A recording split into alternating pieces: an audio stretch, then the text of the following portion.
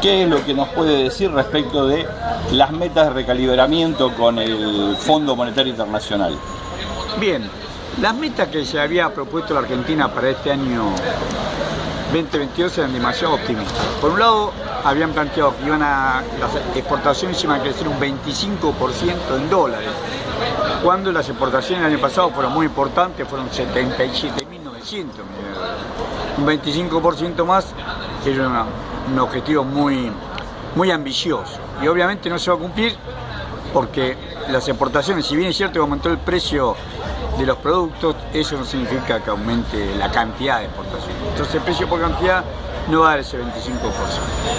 También se habían propuesto reducir en el gasto fiscal, reducir el subsidio al transporte, pero acá nos encontramos con que el aumento del gas a nivel internacional, y la Argentina es importadora en invierno de gas y de gasoil, tampoco va a permitir que se cumpla ese objetivo.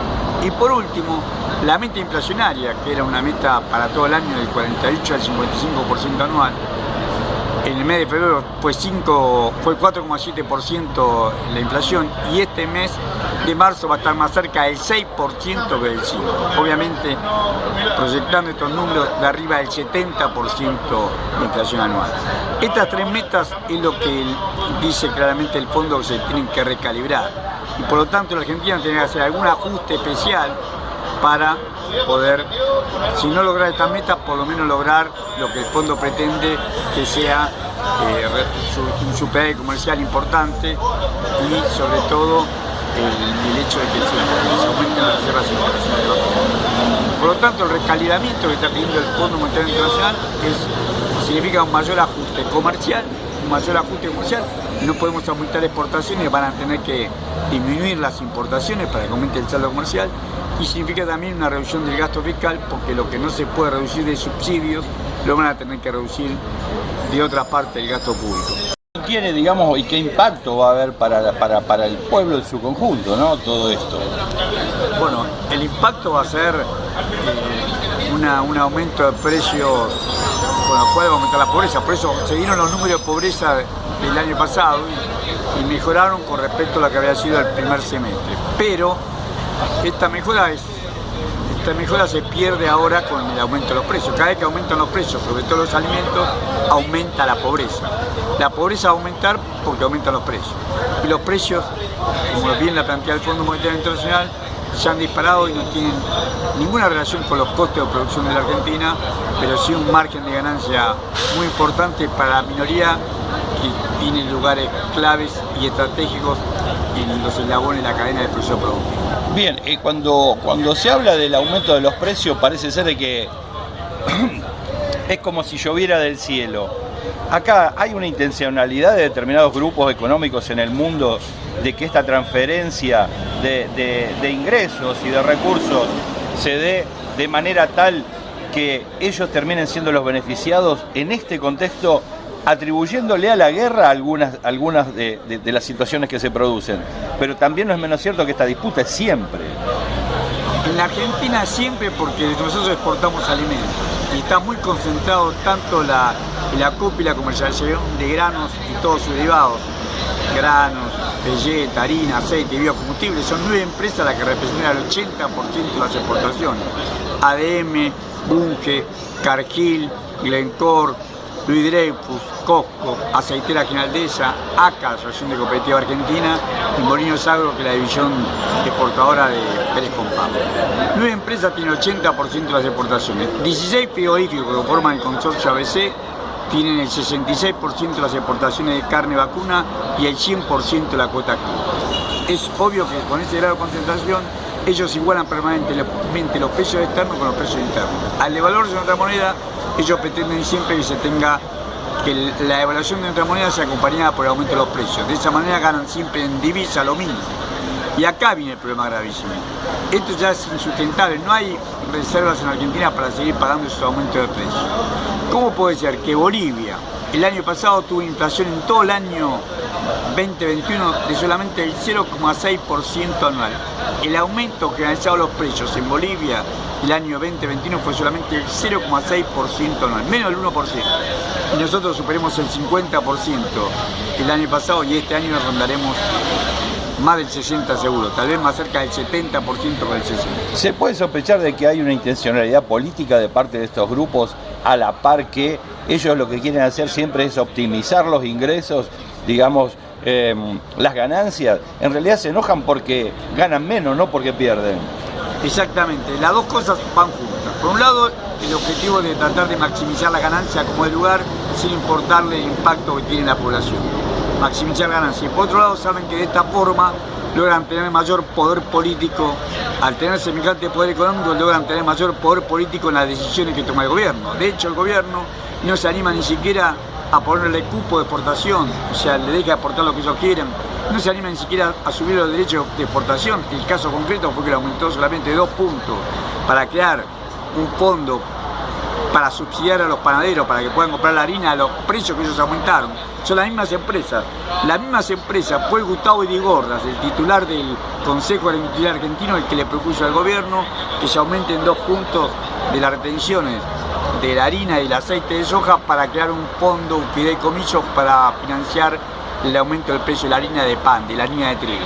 Bueno, esto está demostrando el grado de connivencia que tienen entre ellos y el grado de poder económico que tienen. Ellos proponen y el gobierno hace lo que ellos proponen. Lo mismo pasa con las hidrocarburíferas. Las hidrocarburíferas están pidiendo estabilidad fiscal por 20 años. O sea, y también los automotrices. Están pidiendo a las automotrices que por los autos mayores que exporten, el aumento de exportaciones de autos, paguen cada vez menos retenciones hasta hacerse cero en el año 2031. Son todos proyectos de las empresas privadas que sin embargo el gobierno lo acepta como propio. Bien, ahora ayer el ministro Moroni dijo que el único salario digno es el que se puede pagar. ¿Qué reflexión le merece? Porque si tomamos la nómina de los fugadores, no creo de que el convenio colectivo de trabajo que tienen en la negociación paritaria, ¿no? Cuando se produce la negociación, ellos estén de alguna forma muy preocupados porque es lo que pueden pagar y no lo que debieran, ¿no? Moroni sabe, porque hay un boletín que se llama BEL, Boletín de Estudios Laborales, que hace el Ministerio de Trabajo, Empleo y Seguridad Social de la Nación, que teóricamente él es el ministro. Él sabe que el 51,4% de los asalariados registrados perciben remuneraciones por debajo de la línea de pobreza, por debajo de los 80, en ese momento estamos refiriendo al mes de diciembre, era 83.000 pesos, ahora están en 86.000 pesos la canasta básica total, pero en ese momento era 83.000 pesos y el 51,4% de los trabajadores, 51,4% de los trabajadores registrados cobraban menos de esa suma, trabajaban y eran pobres. Fíjate lo que sería para los trabajadores informales, los trabajadores en negro. O sea que la situación sabe que la situación es desesperante. Pero bueno, dice estas cosas con total irresponsabilidad porque no se hace cargo de que él es el ministro de Trabajo y que tendría que tratar de defender al trabajo como medio de vida. ¿Esto es un pensamiento que usted cree, Robelli, está de alguna forma tiñendo a todo el gobierno? Mira, todo el gobierno ha hecho un giro cada vez más en función y subordinándose al poder económico en Argentina. Al poder económico y al Fondo Monetario Internacional. De hecho, el acuerdo que ya es ley y que se envió al directorio del Fondo Monetario Internacional es un acuerdo de cogobierno con el Fondo Monetario Internacional. El Fondo Monetario Internacional pretende revisar las metas en forma trimestral, las metas fiscales, cambiarias y monetarias en forma trimestral y si no se cumplen las metas, suspender el giro del pago para pagar el capital. O sea, con la cual nosotros queríamos acordar esto para salirnos del riesgo de caer en cesación de pagos y vamos a estar en cesación de pagos cuando los técnicos del fondo crean que ya no se cumplieron las metas y que por lo tanto al no cumplirse las metas no se les puede dar la parte correspondiente al pago capital de cada trimestre de acá hasta el año 2034. ¿Se entiende? Ahora, ¿cuál es el recurso que tienen los trabajadores? Me pregunto yo, como para poder revertir esta situación y que el gobierno no lo sorprenda si es que empieza a haber de alguna forma medidas de fuerza, ¿no? Por un lado, medidas de fuerza. En esta situación lo ideal sería un paro general, realmente un paro general para demostrar quiénes son los que realmente trabajan y producen en Argentina, dónde se produce la riqueza. Pero no hay un poder de convocatoria, ni la burocracia de la CGT, ni tampoco la CTA tienen fuerza como para imponer un paro general. Ahora, el gobierno debería tener claro que la gallina de los huevos de oro no es el campo, no son los exportadores de grano. La gallina de los huevos de oro en la Argentina es el mercado interno. La Argentina crece si crece su mercado interno. Aún hoy, Aún hoy, después de 2 años del gobierno de Alberto Fernández y después de los 4 años del gobierno de Macri, el 70% de lo que producimos se destina al mercado interno. Por lo tanto, habría que darle más plata a la gente para que consuma más bienes y servicios y de esa manera multiplicar la producción y hacer un efecto consumo, un efecto importante en la demanda interna. ¿Qué es eso del 70%? ¿Qué sería ese 70%? ¿Cómo estaría compuesto que se destina a los argentinos? El 50% no te escuché. El 70% que se destina a los argentinos. El 70% es el consumo. Perdón, el 70% es el consumo interno. De todos los bienes y servicios que se producen, por ejemplo, en mi caso yo trabajé toda mi vida para el mercado interno. El mercado externo es un 30% de lo que nosotros producimos. Pero el 70% va al mercado, todo lo que se produce, los automóviles, las casas, desde ya, hay cosas que son directamente para el consumo interno. El alimento, la ropa, la pintura, todo el 70% se destina al mercado interno. Del Producto Bruto, eso, ¿cuánto representa? Porque se les vive diciendo de que si no fuera porque venden lo que se vende en cereales. El Producto Bruto Interno son 416.111 millones de dólares. El 70% son casi 300.000 millones de dólares. O sea, casi 300.000 millones de dólares es lo que se tira al mercado interno. Ahora, es importante, por supuesto, porque son dólares, y nosotros tenemos deuda en dólares. Es importante el sector externo porque te permite obtener dólares para pagar la deuda externa. Está bien, eso uno no discute el rol preponderante que tiene el sector externo. Pero sabemos que la economía solamente crece y en forma sustentable si se apuntala al mercado interno. Si los trabajadores tienen poder adquisitivo para comprar más ropa, más pintura, más casa, etcétera, etcétera. Está bien. Y ahora, ¿cuánto tendría que ganar un trabajador para tener un ingreso digno y poder ir en camino al fortalecimiento, digamos, de todo lo que es este mercado interno? Según el INDEC, el salario mínimo tendría que haber sido 85.000 pesos o 86.000 pesos, que es la canasta básica total para que una familia, y eso lo estamos contemplando la vivienda, para que una familia pueda vivir, una familia compuesta por matrimonio y 2 hijos pueda vivir dignamente. O sea, 86.000 pesos tendría que ser el salario mínimo y a partir de ahí crecer. Y el salario mínimo no llega ni siquiera a 35.000 pesos.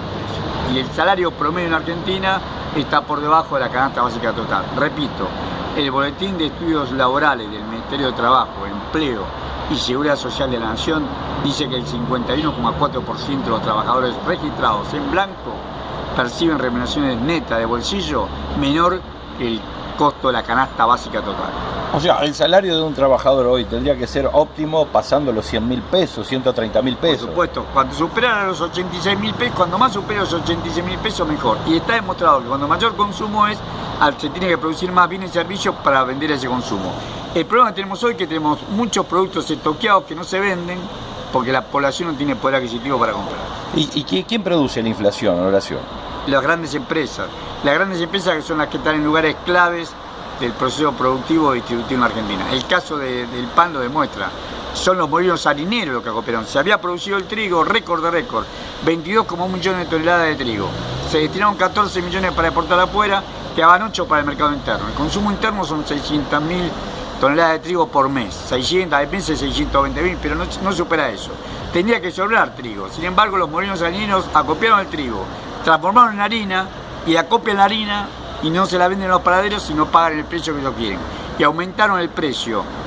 Antes la guerra entre Ucrania y Rusia, que estaba a 1.300 pesos, la bolsa de 25 kilos de harina para pan, la pasaron a 2.200, 2.300, 2.400. Y en Córdoba me dijeron que llegaron a pagar hasta 3.000 pesos por la bolsa de harina. Es obvio que acá, en 3-4 semanas, no aumentó el costo en estas proporciones. Es el poder que tienen ellos de agiotista, de poder retener trigo, retener harina, y de esa manera vender en cuentagotas al precio que ellos quieren. A esta altura uno se tiene que preguntar, ¿el gobierno es socio, es cómplice, es medroso? ¿Qué es el gobierno respecto de todo esto? Es un gobierno pusilánime, sin plan. Entonces termina subordinándose, incapaz de enfrentar a estos grupos poderosos. Incapaz, no todos. El secretario de Comercio lo dijo claramente. Dijo que eran especuladores y que preferían comprarse una 4x4 y lucirla en la ruta que tener un precio accesible para la población. Como están las cosas, Horacio, ¿de qué se tendría que precaver el pueblo argentino? ¿Qué tendría que decir, uy, se nos viene esta, de acuerdo a cómo estás viendo vos la economía? Mirá, se nos viene una situación muy mala porque la suba de precios no para. O sea, el drama que tenemos nosotros es que los grandes empresarios están permanentemente sobrefacturando, o sea, están dando precios muy altos y el mercado no tiene ya capacidad para comprarlo. se va a producir en un momento dado una crisis muy fuerte porque la gente no va a tener ni siquiera para comprar lo más elemental para vivir. Hacia allá vamos, a un problema de que la mayoría del pueblo argentino puede llegar a fin de mes aún trabajando porque no puede cubrir. ¿Quién lo tiene que parar esto? El gobierno tendría que ponerle límites. Todos hablamos de la grandeza de Kirchner. Kirchner lo primero que hizo fue poner cupo de exportación. La carne, en el año 2005 exportaron más carne que lo que le había establecido el cupo, el límite le había puesto Néstor Kirchner, le suspendió durante el primer semestre del 2006, 6 meses, no pudieron vender un solo gramo de carne vacuna al exterior y tenían que abastecer al mercado interno. 6 meses congelada las exportaciones. Hay que hacer eso. Primero el mercado interno. Kirchner lo decía claramente. Primero la mesa de los argentinos. Acá los que aumentan los precios tienen nombre y apellido. La tenés en las petroleras, la tenés en los servicios de electricidad y gas, la tenés en los alimentos, la tenés en bienes claves, en el acero, en el aluminio, en algunos productos petroquímicos, en lugares claves que están siempre concentrados en situación de cartelización en 3, 4, 5 o 6 empresas. Pensemos en el precio de la yerba, del azúcar, de la leche, de los fideos, lo que quieras vos, siempre tienen nombre y apellido las empresas que están detrás de la formación de esos precios.